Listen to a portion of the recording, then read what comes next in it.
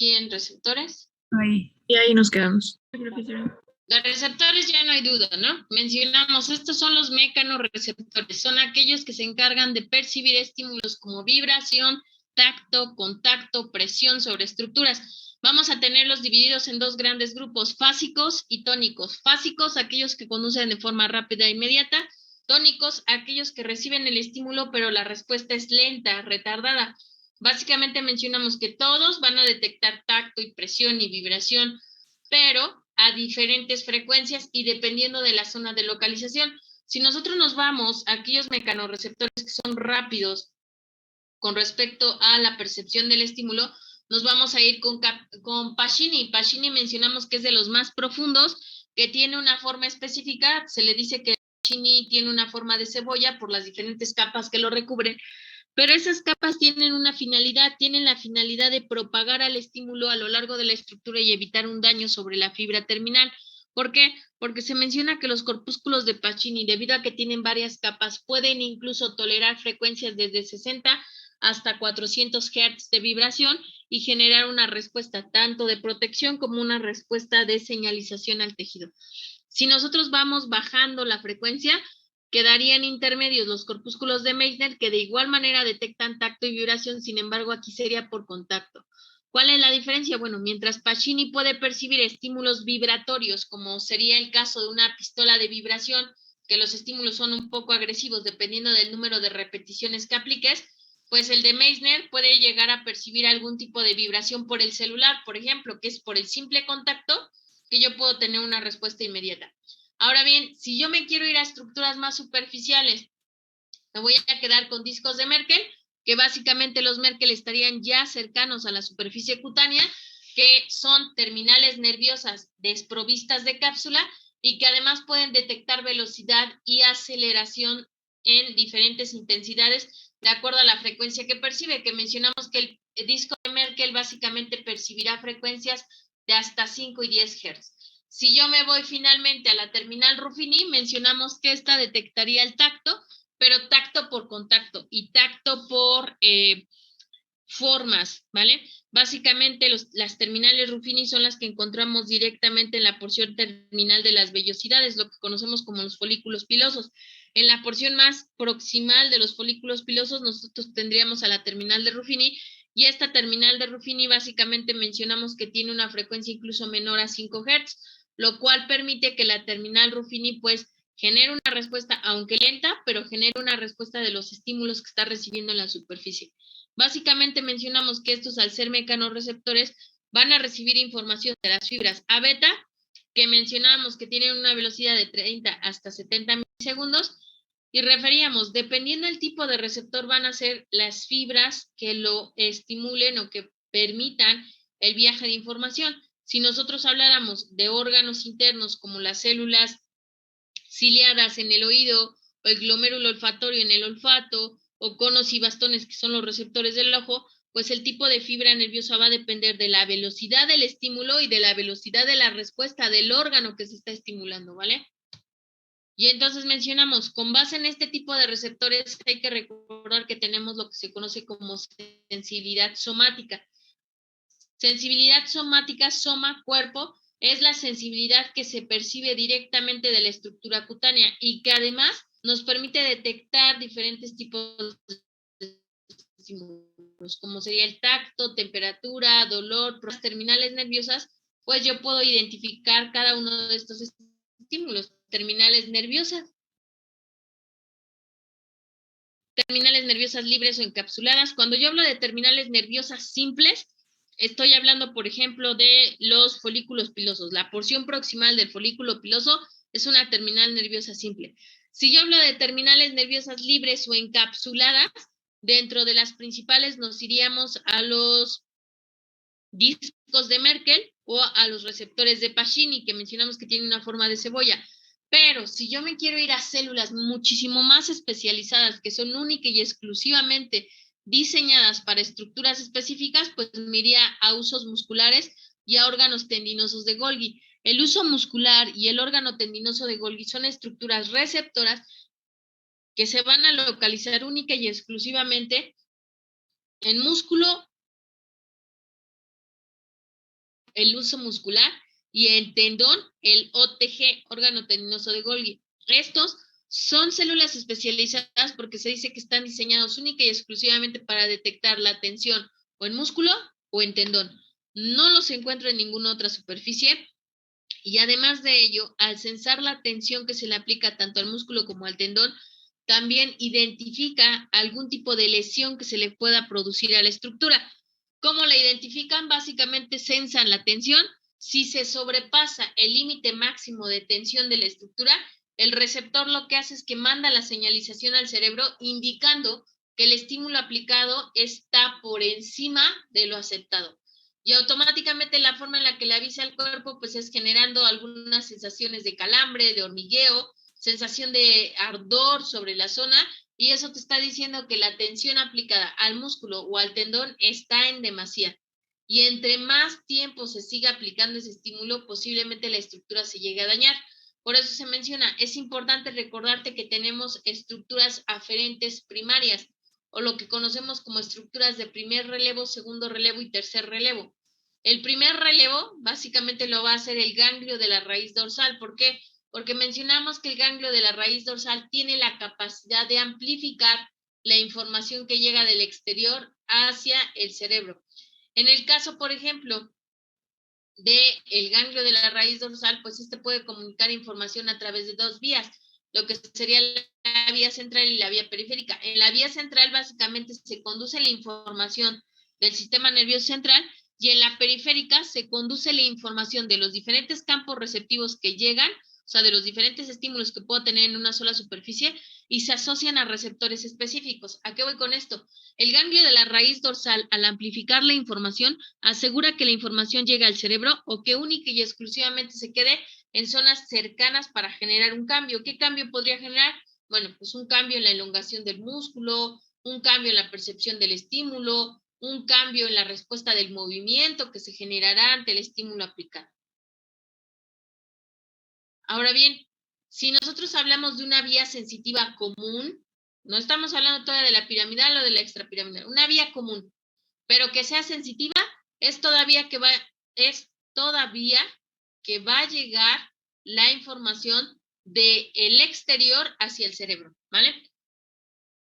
Independientemente de cuáles son las estructuras que forman una vía sensitiva, algo que tienes que tomar en cuenta es que sí o sí tienes que tener ciertos elementos para cumplir esa vía sensitiva simple. ¿Cuáles serían mis elementos? Una estructura receptora, que es la que recibe el estímulo y lo transforma, ¿vale? Una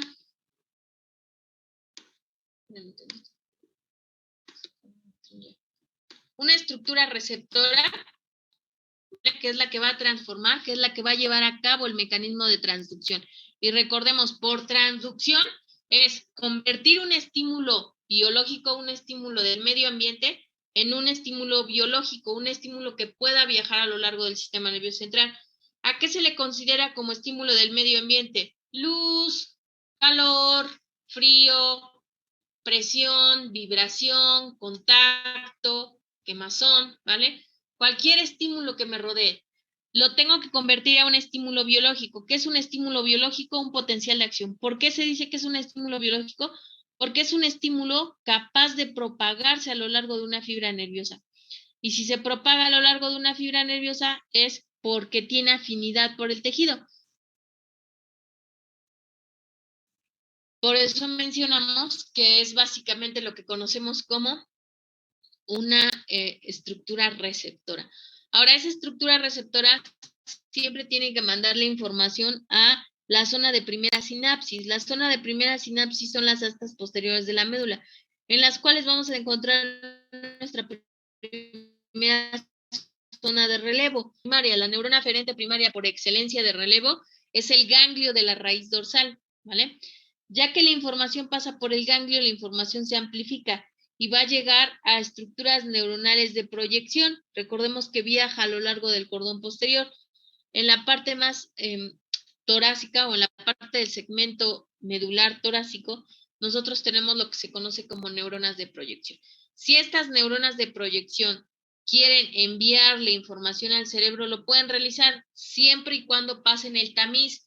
El tamiz va a ser la estructura que va a procesar y modificar la información. ¿Quién tiene el papel del tamiz en el cerebro? El tálamo. Recordemos que el tálamo es el único órgano encargado de filtrar estímulos somatosensoriales. Pero además de ello, el único que no puede filtrar es el olfato, ¿vale? Por eso se conoce como estructura de relevo. Ahora, ojo, aquí estamos hablando de forma muy general. Mañana que vemos, mañana que vemos las vías piramidal y extrapiramidal, la pregunta es, ¿qué núcleo del tálamo participa en la vía piramidal y qué núcleo del tálamo participa en la vía extrapiramidal? Porque son diferentes, por eso tiene varios núcleos. Ahora, ya que filtró el tálamo la información y que dice, ok, es una información que requiere una respuesta motora, que tiene cierta intensidad, cierta velocidad, cierta aceleración, lo vamos a mandar a la corteza. En la corteza recordemos que tenemos la organización somatotópica. ¿A qué nos referimos con organización somatotópica? Es la representación del cuerpo humano en el cerebro. Y esa representación del cuerpo humano en el cerebro mencionábamos que se conoce como homúnculo de Penfield. El homúnculo de Penfield, que es ese pequeño hombrecillo que representa todas las partes del cuerpo a nivel del giro dentado en el cerebro, mencionamos que tenemos homúnculo sensitivo y homúnculo motor, ¿vale? Entonces, todo estímulo que yo reciba tiene que llegar a una de estas partes del giro postcentral para identificar en dónde se está dando el estímulo y en dónde tendría que obtenerse una respuesta motora. Básicamente, toda vía sensitiva de la que nosotros estemos hablando va a tener por necesidad y por experiencia la conducción de la propiocepción, la sensibilidad, la temperatura, el dolor y desde luego la parte táctil, lo que podría ser la táctil fina y la táctil grosera, ¿vale? Ahora, ¿de qué va a depender esto? De las estructuras y conforme vaya avanzando. Si nosotros llegamos a tálamo y de tálamo nos vamos por vías, normalmente se dice que la vía más proximal es la que se encarga de propiocepción, sensibilidad y tacto fino, y la zona más distal al tálamo es aquella que va a regular la información de temperatura, dolor, sensibilidad, tacto, grosero, principalmente, ¿vale? Entonces ya pasé el tálamo y ahora en corteza pues habría que ver qué es lo que está recibiendo. Si la información está más concentrada en la parte superior, propiocepción, sensibilidad y tacto fino. Si la información se concentra más en la parte inferior, nos vamos a temperatura, dolor, sensibilidad y percepción táctil grosera del tejido.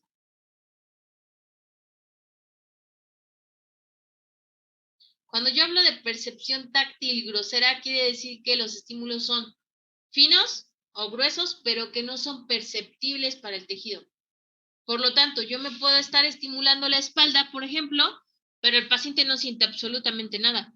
O te dice, siento como un pequeño piquete, pero no sé en qué zona específica de la espalda me lo estás colocando. Táctil fina quiere decir que yo puedo detectar y te puedo decir desde qué tipo de estímulo me aplicaste hasta la zona donde lo aplicaste. Si yo hablo de táctil grosera, quiere decir que no puedo identificar el tipo de estímulo y mucho menos podré identificar la zona de aplicación del estímulo. ¿Avanzamos? ¿Podemos avanzar? Sí. Ahora, ¿qué recordatorio de la organización somatotópica? Las áreas del cuerpo se van a encontrar representadas a nivel del giro postcentral. El giro postcentral mencionamos que va a dar origen a la parte sensitiva y a la parte motora en el cerebro. Ese giro central se va a dividir en un homúnculo de Penfield sensitivo y en un homúnculo de Penfield motor. Todo lo motor es lo que está hacia el lóbulo frontal, todo lo sensitivo es lo que está del temporal hacia atrás y del temporal hacia adelante motor, del temporal hacia atrás sensitivo. Y mencionamos, ¿por qué es importante recordar que la corteza somatoestésica primaria, básicamente a nivel del giro postcentral,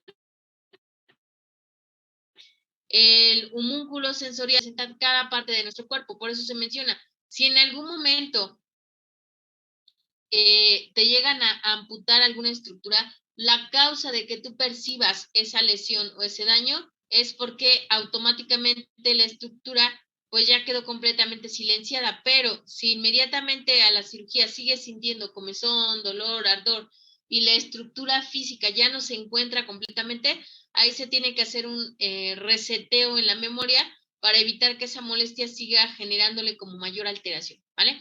Básicamente en aquellas personas que ya no toleran el sentir la estructura a pesar de que ya los amputaron, son sometidos a técnicas de electroestimulación para tratar de darle ese biofeedback al cerebro y que única y exclusivamente recuerde lo que ha pasado tal vez en los últimos 10 años, ¿no? Para evitar como tal esta parte de que automáticamente una zona es somatosensorial, la otra es motora, y que por tiempos pues no se pueda tener acceso, ¿no? Y mencionamos, en el caso del miembro fantasma, es una de las razones por las cuales el cerebro no termina de identificar la zona lesionada. Mencionamos que normalmente el paciente puede visualizar que la estructura ya está en el suelo, que ya le cortaron la estructura, pero aún así no deja de sentir como tal las sensaciones en el cerebro, porque repito, no se ha realizado un biofeedback del cerebro para indicarle que esa zona ya no está presente, a menos que con el paso del tiempo, debido a que no se está empleando como tal la función de ciertas estructuras, si llega una amputación posiblemente no exista tanta molestia, pero eso va a depender mucho del paciente. Además de ello, mencionamos que se identifican también desórdenes de identidad en la integridad corporal. En algunos casos, pues se menciona, debido a que el giro tiene la representación del cuerpo humano, pues automáticamente esto va a ayudar a que las estructuras sean más ordenadas con respecto a su movimiento y que además de ello, pues logren ser autónomas, ¿vale? En el sentido de generar respuesta directa para esa estructura muscular a la que están inervando. Ahora bien, de forma muy general y en esquema mayor, pues muestro que sería la zona del homúnculo, básicamente tronco, mano, lenguas, función auditiva, que es lo que más les va a permitir identificar cuáles serían las zonas dañadas de la corteza. Aquí estaríamos con el homúnculo de Penfield y les decía, el homúnculo tiene estructuras que están desarrolladas en mayor tamaño. Esas estructuras desarrolladas en mayor tamaño son estructuras que me reflejan que esas zonas son mucho más sensibles. Ejemplo, la cara es más sensible, la palma de la mano de ahí que esté dibujada muy grande es más sensible, el pie es mucho más sensible, comparado por ejemplo con la espalda o el tórax por la parte anterior, que no te genera tanto dolor, ¿vale? Dentro de las características de todo esto mencionábamos, es importante el tamaño de la zona que se está estimulando, el tipo de sensibilidad que pueda tener mi paciente, la cantidad de receptores que yo pueda tener esa zona. Y finalmente mencionamos, cada vía, independientemente de llevar la información, va a tener también afinidad por dolor, temperatura, sentidos del tacto, así como propiocepción. Entonces, básicamente para que mi tálamo termine de regular como tal las funciones que aún quedaron en el cerebro, aunque estén completamente amputadas las estructuras, pues se tiene que trabajar con diferentes núcleos del tálamo. En este caso ya referíamos, si fuera una información única y exclusivamente sensitiva, nos vamos por el ventro posterolateral. Si fuera una información que requiere un poco más de respuestas elaboradas, pues nos vamos por el ventro posteromedial o el lateral.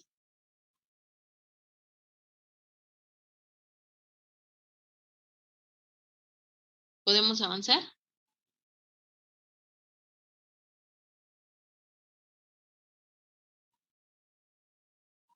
¿Sí? Sí, profe. Sí, profesora. Ahora, ojo, esta sería nuestra primera vía, es la vía piramidal. ¿Qué otro nombre recibe la vía piramidal? Aferente. ¿Por qué? Porque es la dirección que toma la información de fuera hacia adentro. ¿Qué otro nombre recibe la vía piramidal? Dorso, lemnisco, medial. ¿Por qué dorso, lemnisco, medial? Ya lo mencionábamos. A nivel torácico, que sería esta zona, ¿vale? A nivel del segmento medular torácico, se menciona que la información va a cruzar de derecha a izquierda. A ese cruce de la información se le conoce como lemnisco, ¿vale? Y te dice, dorso, pues ya vimos, asciende por los cordones posteriores de la médula. ¿Pero por qué? Porque es información sensitiva, única y exclusivamente información sensitiva. Lemnisco, porque va a cruzar de derecha a izquierda. Lemnisco significa cruce. Medial, porque llega al lado derecho, pero ya no quiere moverse y entonces asciende por lo que sería el borde medial la información sin problema. Y viene la pregunta, ya que pasó segmento medular torácico, vamos a cerebro medio, lo que conocemos como mesencéfalo. Paso mesencéfalo y llego a la neurona de tercer orden. La neurona de tercer orden por excelencia en la vía piramidal es el tálamo, ¿vale? Y el tálamo, mencionamos nuevamente, es el filtro de la información que llega como tal a la estructura. Y entonces, automáticamente, ya que paso el tálamo, me voy a ir ¿a dónde? A área somatosensorial. S1 recibe el estímulo, S2 codifica la información, es decir, elabora todo un resumen de qué es lo que quiere y automáticamente se entrega a la corteza motora. De la corteza motora, pues automáticamente solo lo que hace es mandar la información a través de los músculos. Sin embargo, mencionamos, para una vía extrapiramidal se requiere de un estímulo de la corteza para que pueda llegar directamente a estructuras inferiores como serían los órganos efectores.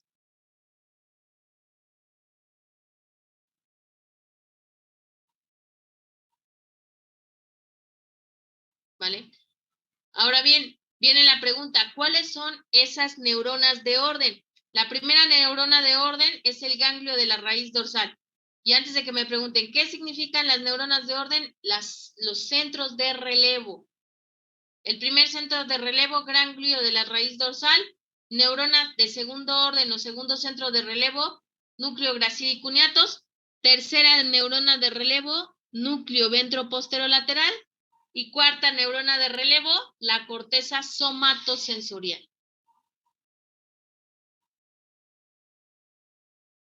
¿Vale?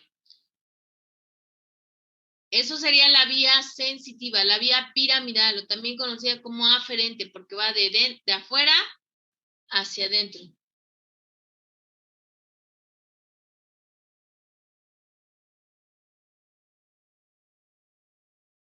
Viene la pregunta, ¿cómo se llama la vía que bajaría la información ahora del cerebro al músculo? Extrapiramidal. ¿Ok? ¿Qué otro nombre recibe la extrapiramidal? Eferente. Eferente, que va de afuera hacia adentro. ¿Y qué más? Vía motora. Vía motora, principalmente, ¿vale? La extrapiramidal va a ser motora, la piramidal va a ser sensitiva. ¿Y qué más podemos encontrar o cuál es la principal diferencia que se marca de la piramidal y la extrapiramidal? Una es sensitiva, otra es motora, correcto. Pero además de ello, respecto a estructuras anatómicas, ¿qué tiene de más la extrapiramidal que la piramidal no puede complementar?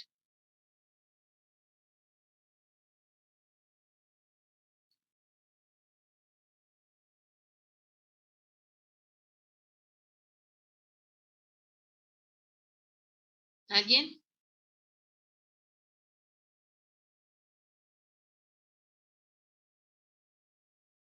Los fascículos, ¿no? La vía extrapiramidal va a mandar la información de la zona motora hacia el músculo, está perfecto, pero lo va a mandar a través de dos vías, vía lateral y vía anteromedial.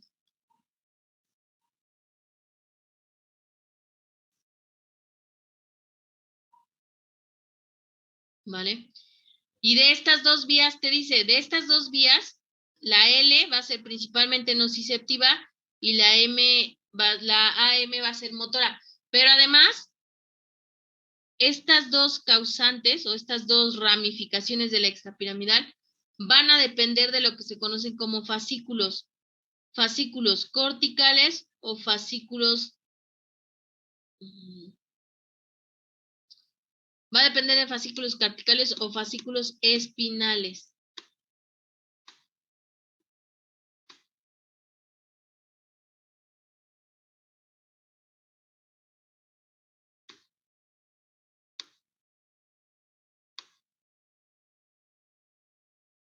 ¿Vale? Entonces, vía motora, extrapiramidal, eferente, que se conforma de dos vías, lateral y anteromedial. La lateral va a servir más para toda esta parte de respuestas motoras ante estímulos nociceptivos, La vía anteromedial va a servir más para respuestas motoras por simples estímulos y además de ello, para que la respuesta motora tenga características de movimiento, de intensidad, de aceleración, de velocidad, requiere de fascículos corticales o fascículos espinales. Van anotando su nombre, por favor. Ya es hora. Y mañana terminamos con esto. Mañana me van a mencionar cuál es la diferencia entre fascículo cortical y fascículo espinal. Obviamente se llaman diferentes. Antes de que me digan, uno es espinal y el otro es cortical, ya sabemos. Pero independientemente de los nombres, ¿qué hace la cortical y qué hace la espinal? Y cuáles son los fascículos corticales y cuáles son los fascículos espinales, ¿vale? ¿Dudas o preguntas?